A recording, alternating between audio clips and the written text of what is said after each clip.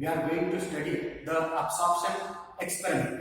As we all of us know, the absorption is the process of separating the components of gaseous mixture by using the solvent as a liquid.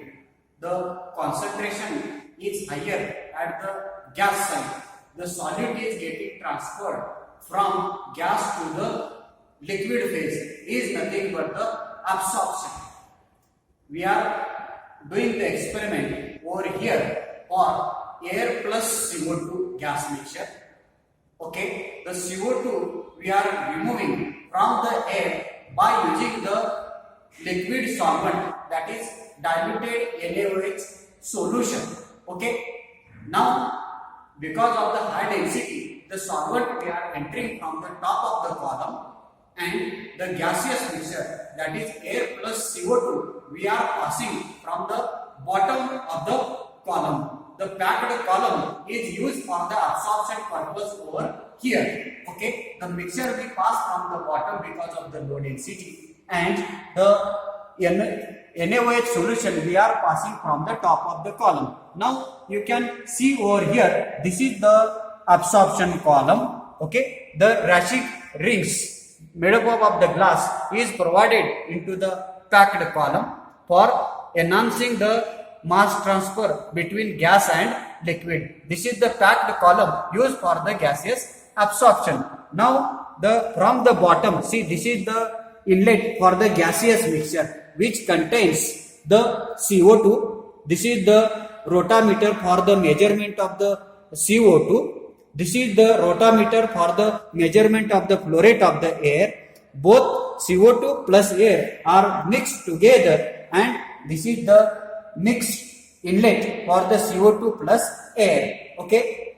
Now the gas is passing from the bottom. Okay. Now see over here at the top, the NaOH solution is there. Okay. NaOH solution. We are using over here two normal NaOH solution.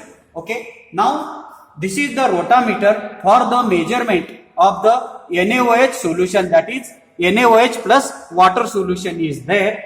Okay, this is the inlet for the NaOH water solution. Here we are going to sparge the NaOH solution. Okay, now CO2 plus air is passing from the bottom. CO2 is getting dissolved into the NaOH solution, and the sodium carbonate is going to form. Okay, once we add the barium chloride. Now how to measure? The question is how to measure how much amount of CO2 is getting dissolved into the NaOH solution. Once the CO2 is getting dissolved into the NaOH solution, whatever is not dissolved, the remaining CO2 is obtained at the top, which leaves at the top along with the air. This is how the CO2 is separated from the air. The purpose of absorption is getting solved. The mixture of air plus CO2 we are passing, and CO2 is separated from the air by using the liquid solvent. This is the experimental setup for the calculation of absorption of CO2 in the NaOH solution. We are going to calculate the amount of CO2 absorbed by using the concentration, by using the titration method. Okay, first we are taking the blank titration, and another by using the barium chloride.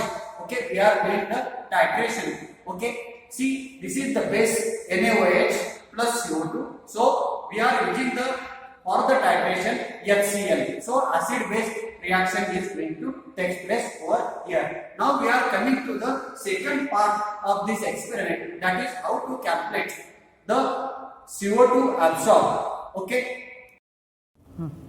Specifications are given over here. The absorption column, the material of the construction is glass, height of the packing is given, diameter of the column is given, the Raschig rings are there made up of the glass, the rotameter range and the compressor is there. Okay, for the air, and the CO2 cylinder is provided at the back of the experimental setup. Okay, now how to do the analysis and the calculations? First of all, we are taking the 5 ml of the sample titrated against the HCl solution. The methyl orange is used as an indicator. Now the titrate value is you can consider as a T1. Okay. Now the second titration we are taking another column 5 ml volume of the sample is added to 25% weight by weight barium chloride to precipitate the sodium bicarbonate, that is Na2CO3. The column of barium chloride solution added should be 50% in excess of the stoichiometric requirement.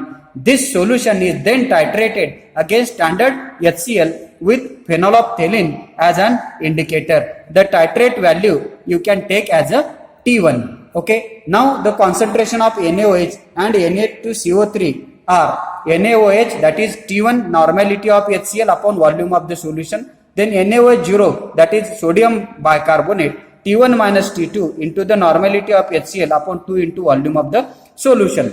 Now from this NaOH values, the amount of CO2 absorbed in kg mole per cubic meter is half of NaOH 1 minus half of NaOH 0. The amount of CO2 absorbed as kg mole per second is obtained, that is R dash CO2 is equal to NaOH 1 minus NaOH 0 by 2 into the liquid flow rate in cubic per second. Okay, the rate of absorption of CO2 per unit volume of the packed tower. Since the specifications of the packed tower is given, right? So we can calculate the volume. So rate of absorption of CO2 is R dash CO2, that is amount of CO2 absorbed per unit volume. Okay, volume of the volume of the packed tower. This is how we are calculating the rate of the absorption of the CO2.